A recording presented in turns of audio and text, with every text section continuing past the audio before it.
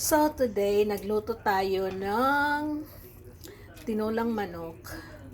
Ang binibili ko yung bone, yung tinanggalan na siya ng mga ng mga laman, pero meron pa siyang laman syempre. Pero mas masarap kasi siyang gawing sabaw, mas malasa.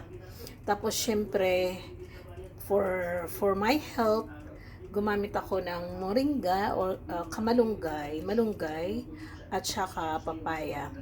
Ang habol ko lang talaga dito ay yung malunggay at papaya at yung sabaw. Yun. Hindi na ako masyadong nagmimit mula nang ako ay magkasket. So ayan, simple lang. Nilagyan ko lang yan ng